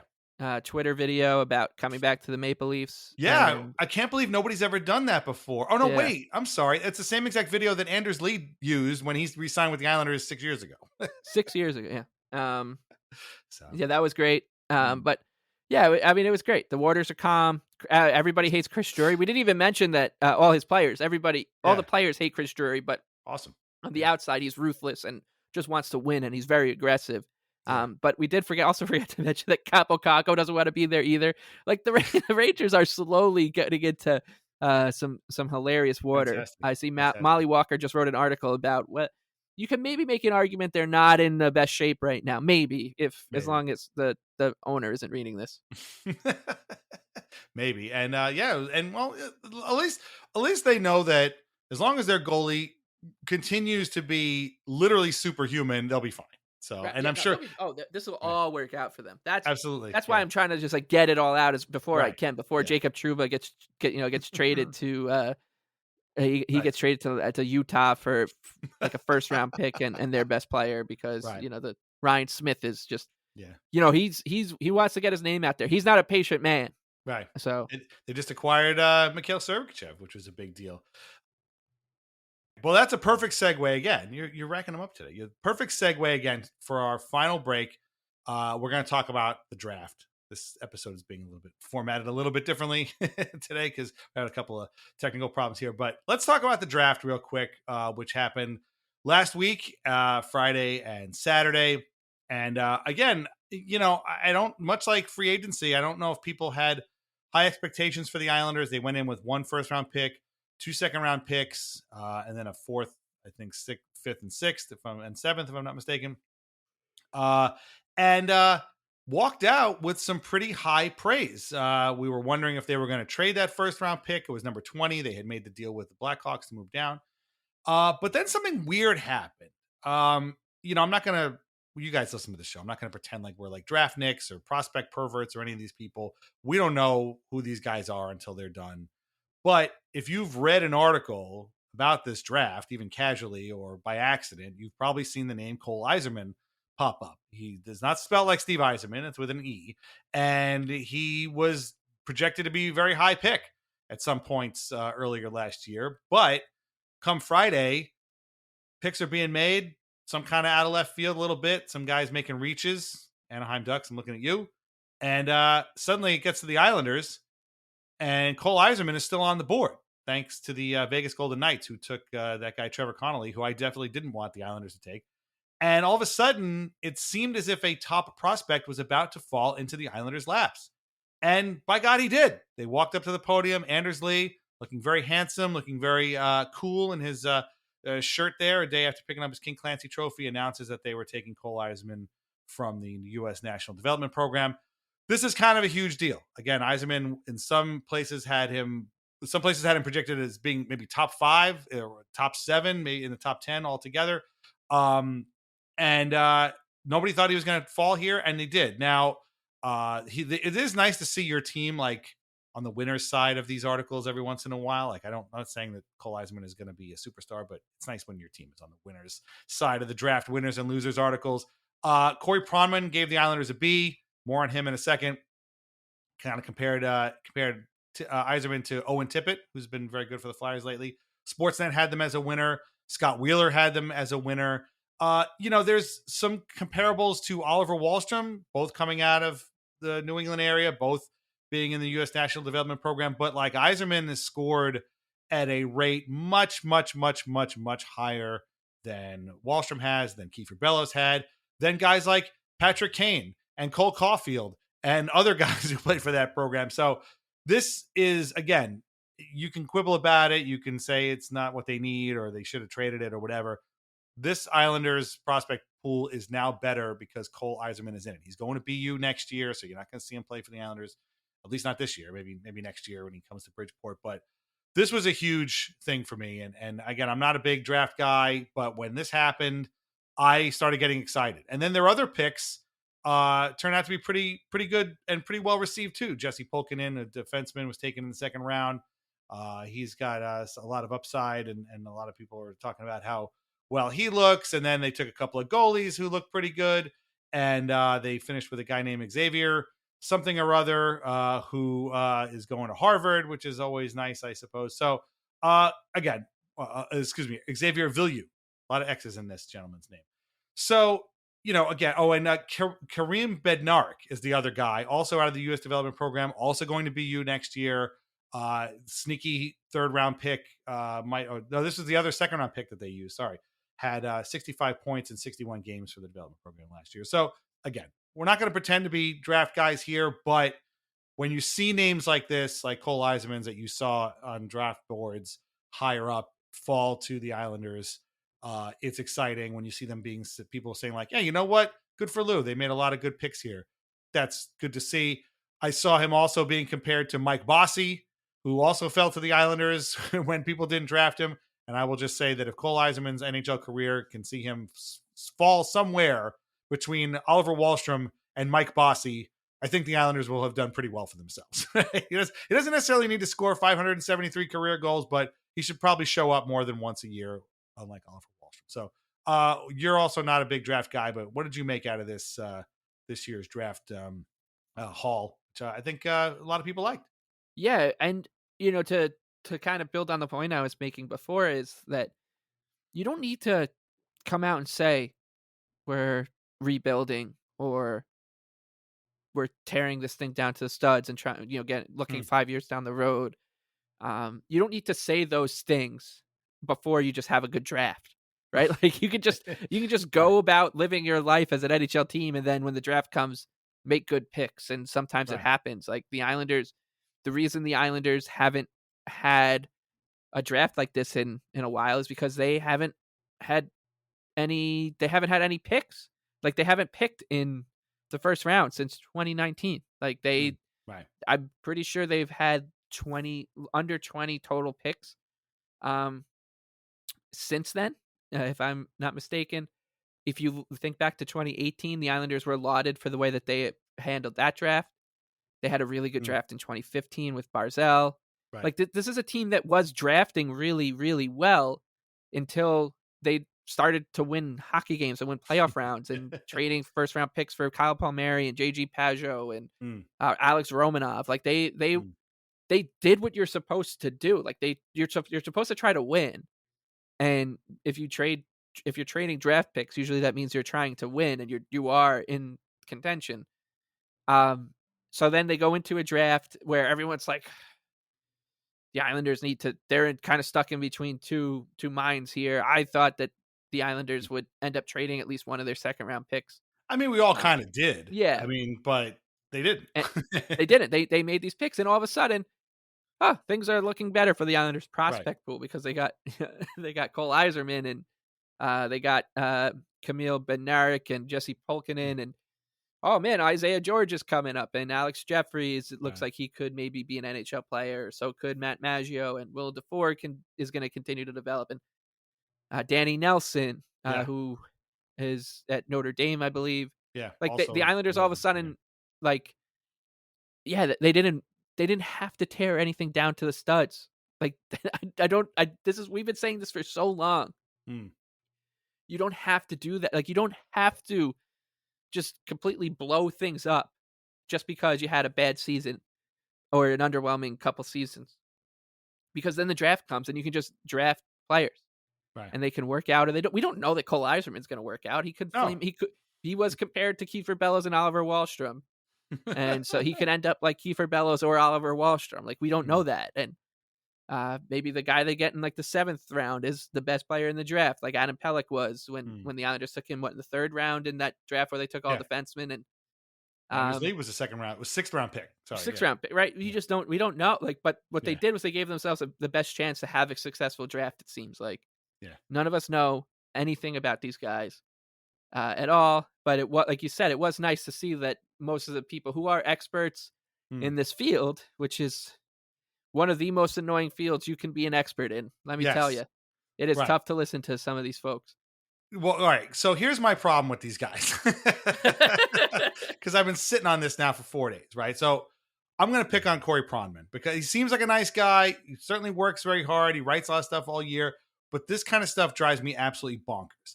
So I'm reading his like grades thing, and out of the 32 teams in the NHL, I'm pretty sure 28 of them got a B or a B minus and or B plus, right? Now, here's the thing, and maybe it's just because I'm old and I'm thinking about things in a different way these days, but like we're talking about a human being, right? These guys, the Islanders and all these other teams have selected a live, living, walking, talking, thinking human being to join their organization full of other human beings, right? For the next, 5, 7, maybe 10 years of this guy's life. Cole Eiserman is 17 years old. He's 17. The oldest guy that got picked is 21, maybe 20, right? And these guys are going to be here for a long, long time. There are an infinite number of possible outcomes for these guys' careers. You know, you take however many players were drafted, however many teams, however many picks. This is like Avengers Infinity War, 14,603 possible outcomes, right? Anything can happen to any one of these guys. They could be bums and busts, or they could be Hall of Famers. In that context, on that timeline, in the infinite realm of possibilities for what these guys could and could not be, what the hell is the difference between a B and a B minus? How do we relate what is a B and a B? Are people reading this being like, oh man, the Islanders got a B, but the Flyers got a B minus. Boy, Philly must really be kicking themselves. No, they're not. They're not kicking themselves. They like their guys, right? Who cares where they took, whatever to make. I can't get over the fact that everyone, oh yeah, they got a B. Okay. Oh, they got a B minus. Why? How can you possibly evaluate this on a level that granular? We're talking about a human being. This man, the next 7 years of this guy's life are going to be with the Islanders, regardless of what happens. B minus, B. What? Okay, great. B plus. And then the funny thing is, like the Sharks, of course, got an A plus because they took Macklin Celebrini. Who cares who the other guys who they took? How can anybody else get an A if they don't have the first overall pick? Like, I don't understand. Like, he's the only guy worth an A. Like, I don't know. And I think the worst team got a D or maybe a C minus. So like, it's so comical that it's so granular, but what they're evaluating is so immense that I just was like, this is the stupidest thing I've ever seen. Now, again, it's nice that when they're on the winner's side of things, and basically what it means is like, not even that like, oh, this guy's going to be good. Cause again, we don't know, but it's sort of like confirmation, like, oh, okay, somebody else sees this guy as being pretty good. So when he's eventually not good, at least I'm not the only one who thought he was good. Right. So that's my whole take on it. I couldn't believe, I'm like, everybody got a B or a B minus. What the hell? What are we talking about? I don't understand. That's but it causes fans to like, right, react.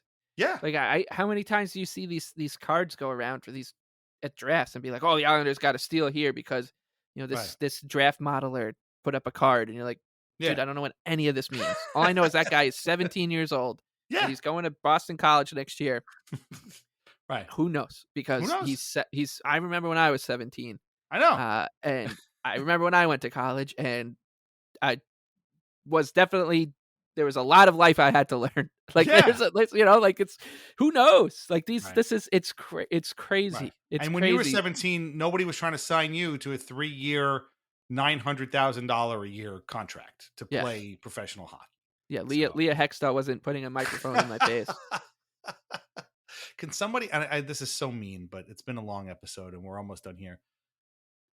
Can somebody please tell Leah Hextall that she looks like a Vulcan from Star Trek with this haircut? I'm so bad. I'm sure she's so lovely. I'm sure she's very, very nice. And I'm not even saying it looks bad. I'm just saying that she looks like Kirstie Alley from Star Trek 2. Like, I just can't even. We complained about the TSN broadcast, but the draft broadcast was not as good, not any better. Oh my God. No, I mean, every player that was drafted was either or they just kept rotating between, this guy's got some Mario Lemieux to him. Yep. Or, you know, Braden Point, like Kevin Weeks and John Bucci-Gross. At something like the draft, when you're the professional like broadcaster, you shouldn't react like when a team makes a pick, because they're there to make picks. So it's not like, oh, the Anaheim Ducks are on the clock, let's see if they go up there and make a pick, or if they'll just skip them. Like, no, they're gonna go make a pick, or they'll trade it. Another team will make a pick. You don't need to react like you're an 8-year-old and you're at the Royal Rumble. Like, we know how this works. We've all watched these drafts for years now. Like, this team goes and the next team goes, and every pick is the perfect pick for that team. I like where he fits in this group, Bucci. I love that they need defense. This guy's got a long wingspan. He's mean. This is exactly what this team needs. This dude may never play for this team.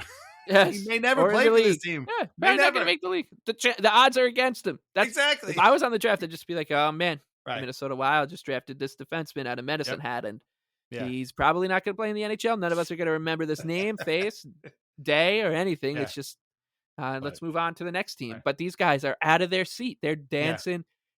My favorite part, though, and I made sure to jot this down because I didn't want to forget about it in case we forgot, with all the other stuff that's happened since the draft, which feels very long ago. When the Islanders were up, it was the Knights drafted the guy who did the Nazi stuff. Yeah. Thank you, Knights. Yes, thank you, Knights, for that, and thank you to Megan Chayka, who said it was the steal of the draft. Steal of the draft. He had some off-ice stuff, but this guy can really fit in well with the Knights. Really, a casual swastika. This kid has played for 15 teams across the country, and he keeps making people uncomfortable wherever he goes. Doing God knows what, but the Knights walk away with a steal. And then, the Knights, they'll do anything to win. Yeah. It's just the way he's talked about. And then the segue was, Cole Eiserman's still there for the Islanders, Megan Chayka. Yeah, but is he a New York Islander kind of player? I mean, they're still trying to win games 1-0. I got a text from Matthew Strauss. As soon as someone said that, I would kill to win a game 1-0, Bucci. What world are they living in? And then they draft Eiserman, and it's like universally lauded or whatever, and they just kind of move on with the jokes. Like, I guess Islander hockey isn't, what it used to be. No, this guy's not going to play next year. He's going to play for a team that isn't the New York. He's going to play for the Boston College Eagles. Like, he's not going to play for the New York Islanders. Well, BU Terriers, but BU Terriers, whoever it is. Yeah, but also, not for nothing, the Islanders haven't played 1-0 hockey for 2 fucking seasons. Exactly. Like, what a God, so point, good. Obviously. Yeah. So that they had to get the jabs in. They had to get the one in. And if I had to hear one more time about how stunning the Sphere is, and how there was I can't remember who it was now, but one of the insiders was like, the NBA and NFL are shaking in their boots because the NHL got to the Sphere first. I'm like, oh yeah. Oh yeah. Roger Goodell is up in arms. He's just called an emergency meeting at the White House because the NHL beat the NFL to the Sphere.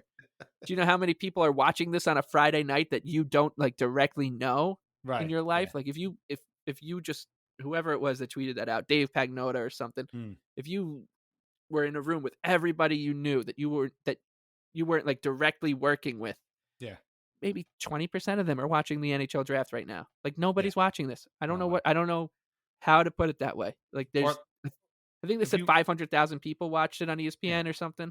I mean, if you were at home and put it on, somebody'd be like, what the hell are we watching? Right. What is this? And you'd be like, oh, it's the NHL draft. What? Emily was like, what are you watching? I was like, I'm watching the draft. She's like, well, why does it matter? Like, I was like, well, the Islanders are going to be up soon. Yeah. She says, well, what pick do they have? 20. And we were up to 4.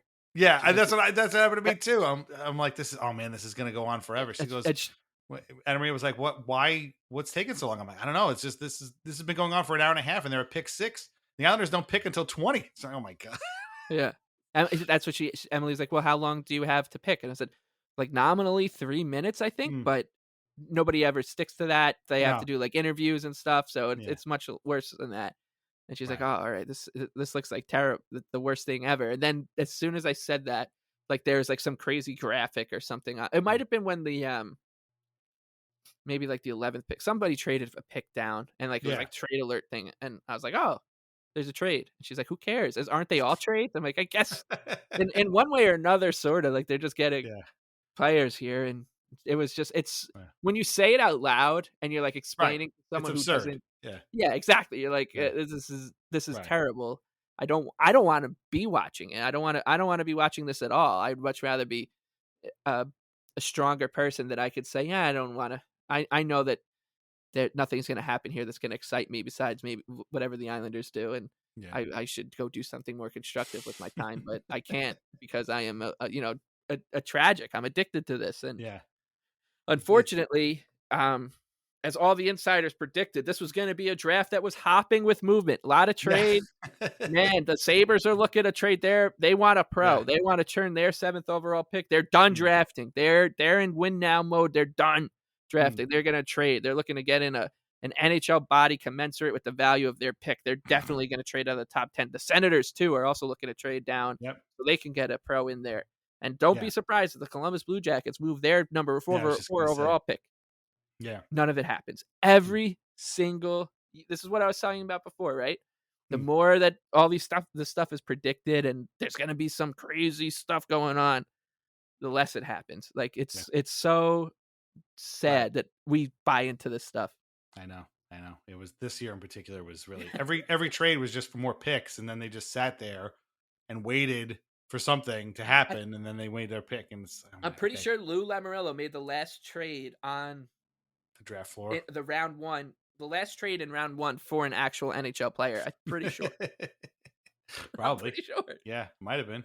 But yeah. So I mean, again, the product, the viewing aspect was terrible. But the Islanders made out pretty well, and I guess we could all be happy about that. We don't have to watch it again next year. Maybe they'll go decentralized. Maybe they'll go back to the Sphere and just do it again. Just do it there every year, so these guys can get really stick it to the NFL. Yeah, go back again. If the NFL or NBA ever has a draft at the Sphere, it will be like the NHL was never there. Like they will completely erase this event from human memory. But yeah, we'll have to see. So, all right. Well, it's been a week for the Islanders. It might not even be over. I mean, again, maybe Lou Lamoriello we still have to figure out what's going on with Wahlstrom and Clutterbuck and Martin. Yeah, right. There's Nelson. a couple. Nelson. There's a lot of guys that we haven't heard from. So we'll have to see that are still out there. And I don't know. Maybe the Islanders make some more moves. They're going to need to make a trade, I think, at some point if they want to do something. But we don't know. And if something does we forgot the most important thing that happened to the Islanders this week. Doug Huda will no longer be the Islanders defensive coach. Lou reaching into his Devils past, bringing in Tommy Abeline. Tommy Abeline was a good player for the Devils. Defenseman. I was another situation where I thought someone was pulling a joke on me. I'm like, this is so funny. Like, I was like, you should have just put Sarge Breland's picture in there. Right, instead. yeah. Like, Grant Marshall. Soon it's just going to be, you know how on Islanders.com they do like the page where you go to team and then the drop down and it's like front office. It's just going to be the 2003 Devils Stanley Cup picture. Like Tommy Abeline, I was like, did he retire a lot longer ago than I thought? Or is he just really old? And sure enough, he retired in 05-06 was his last season. No. So he's been gone a long, long time. He's the team's new defensive coach. Goodbye, Doug Huda. Thanks for everything, including the league's worst penalty kill last year. So, and I got to say, I know it's a few days old. It's going to be a week old probably by the time people hear this. But if you get a chance and you haven't yet, go listen to Lou's kind of press thing after the draft. He talks about Huda not coming back.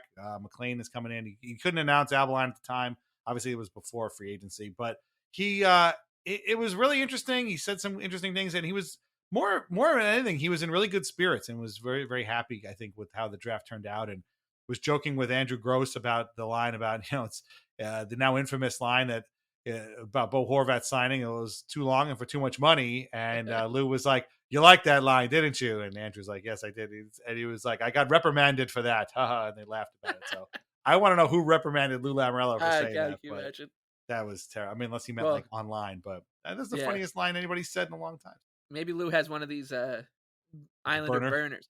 Probably. Yeah, the For You page is just, in my For You page is just an absolute tire fire now because of the amount of Rangers content that I've been ingesting. Yeah. Obviously the Leaf stuff, and like the Twitter bots are like, this guy roots for the Maple Leafs and he roots for the Rangers and he roots for the Islanders. I'm pretty sure. Right.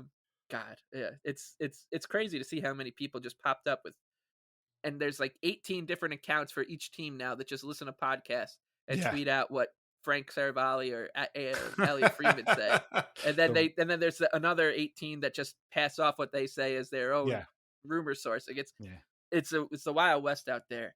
Mm. And in a completely botched segue, I'm looking at the 2005-06 Devils roster because of what you said about Tommy Abilene. I can't believe this is how long he retired ago, but he was on that team with Victor Kozlov, Wow. Jason Weimer, Wow. Brad Lukowich, Zach Parisi. A lot of former Islanders here. Islander legend Scott Clemenson, who of course let in those goals in that shootout. So yeah, Right. this was quite the roster in 05-06. That's crazy. So there's a lot of players that Luke can bring aboard. That I mean, Jason Weimer would be just what a joy to have him on the Gianta. They need Gianta. Yeah. that's Brian, by the way, not what was it, Steven, the Islanders Gianta. They need to bring John Madden in. That wouldn't be too bad.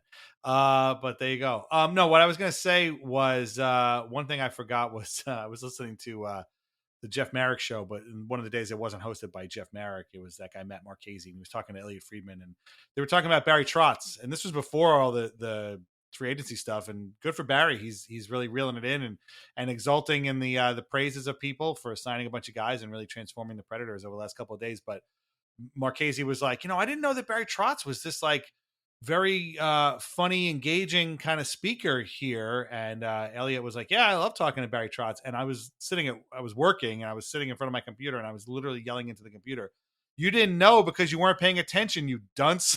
That's why you didn't know. Like this guy, because we didn't know either before Barry got here, right? We didn't know he was this funny and as a philosopher and stuff like that. And we found out over the course of 4 years that this guy's a font of wonderful advice and great kind of humanity and funny lines and very sharp mind. And now people are hearing this for the first time and being shocked that the bald guy who loved to win games 2-1 might not be the worst thing that ever happened to the sport of hockey. So I was like stunned. Once again, the Islanders' tenure of a guy is completely erased because they weren't paying attention. So there you go.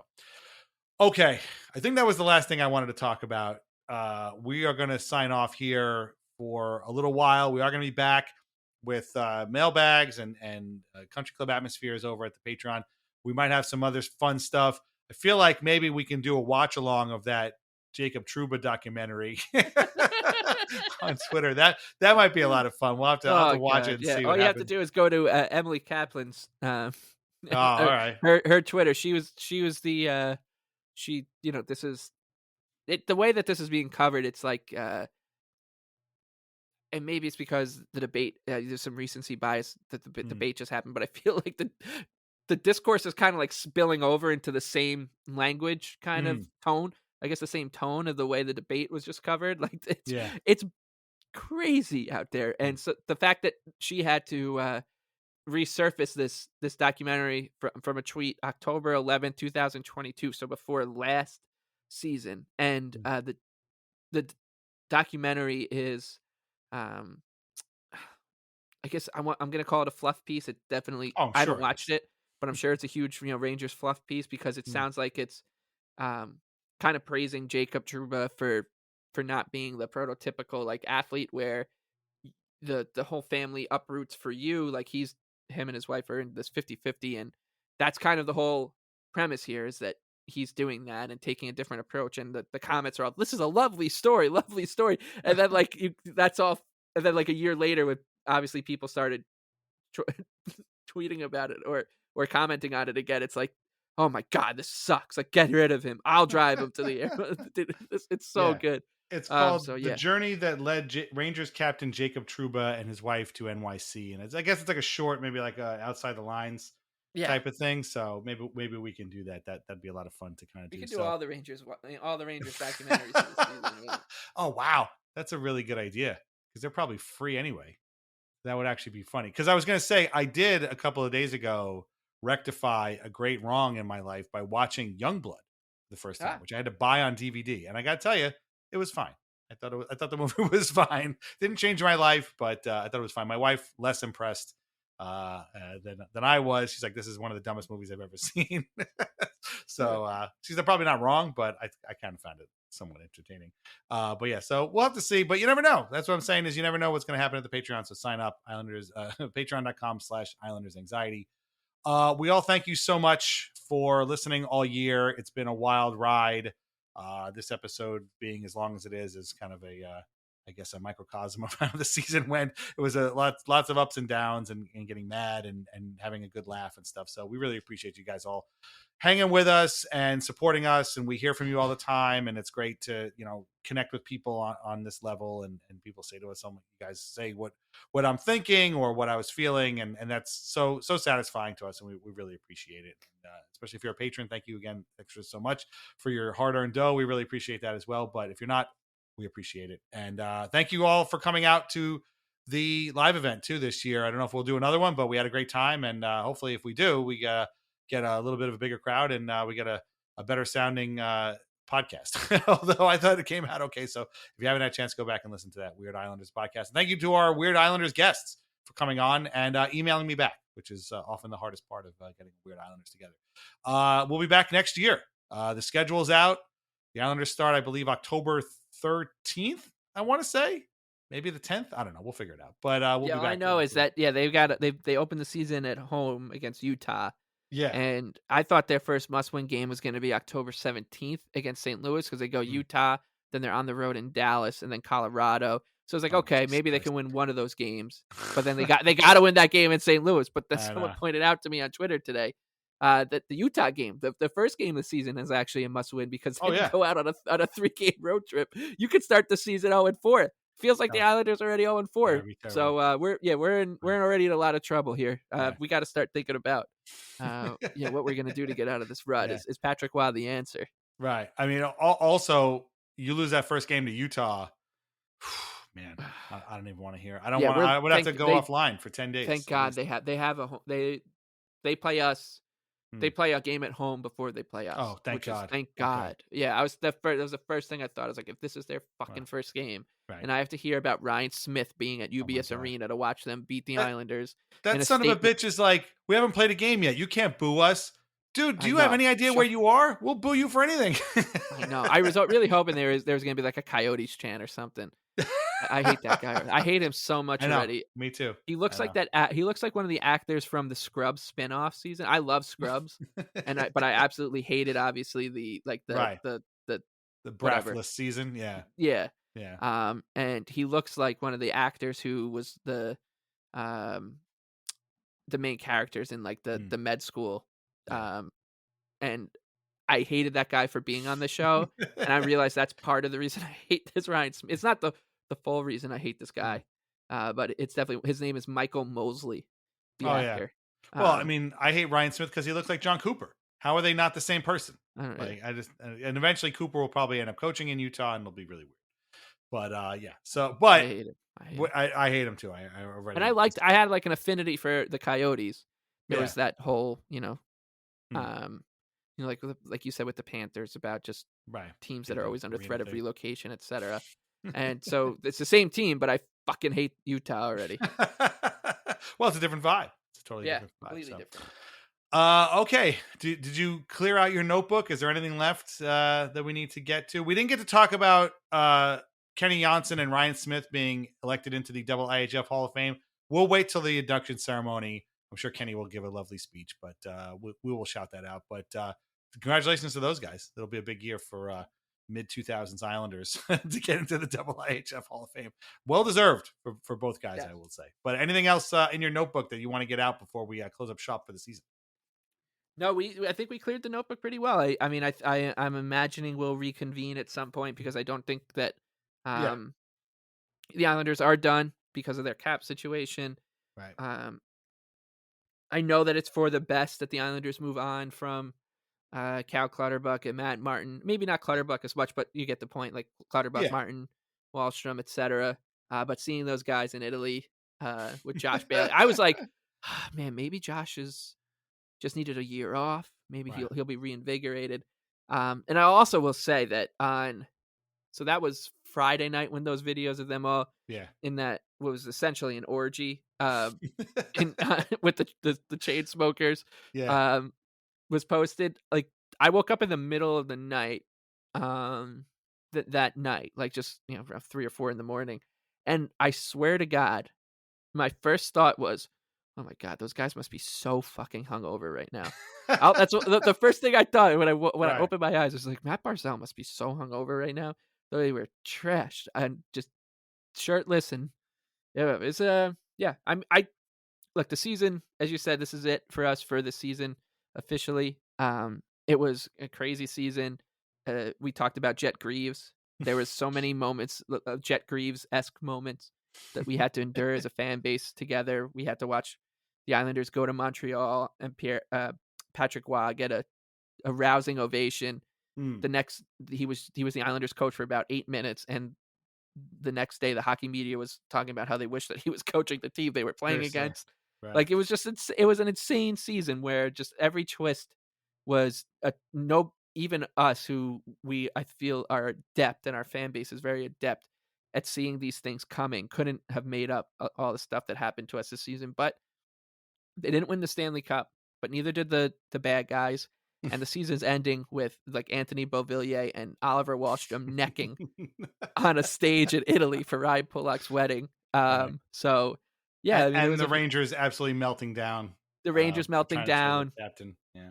Yeah, I mean, it's if you had said, "Look, Mike, we're going to put you into a induced coma as soon as the season preview episode ends, and we're going to wake you up for the last episode of the season, and we're going to show you 2 still shots," and it was the image of the post with Jacob Trouba, the Jacob Trouba wife situation, and the Islanders with their Italian long neck beers dancing. I'd be like, "Oh shit, the Islanders won the Stanley Cup, and Jacob, the Rangers must have sucked." Right. So I'll just take that. They didn't win the Stanley Cup, but they came very close. I mean, if you're partying with one another in Italy, and Cal Clutterbuck's singing Mr. what I think Brightside. is into a microphone that isn't on with Pierre Engvall. Right. Adam Pelech was back there. I showed it to my Pelech, wife, and she's like, "What is that?" I'm like, "This is the Islanders at Ryan Pulock's wedding. They're all singing on it." It was like the Islanders in Italy. I was like, "That's Pierre Engvall. Yeah. That's Ryan Pulock. That's I said Adam Pelech back there. Cal Clutterbuck on the mic. Casey Zizekas is there." I was like pointing them all out, and that is the happiest I will ever say I've seen Cal Clutterbuck on camera. Like, not in a game situation, obviously, when he scores a goal or something, but like when that guy is in front of a camera, he becomes like a mortician. Like, he's just like, he doesn't want to show any emotion at all. This time, whatever Ryan Pulock was doing at that wedding pulled out of him. So what a beautiful. Yeah. Like, I mean, beautiful. look, the Rangers had their 4 documentaries this season. We'll see what 4 or 5 documentaries they get next year. But the Islanders, just the content that we got from the burnerverse, the Islander burnerverse, and the wives and girlfriends was so much better than Miracle at the Meadowlands or whatever. Make a documentary about this wedding. That's what I'm assuming that there's going to be a video, you spend that much money on a wedding, right?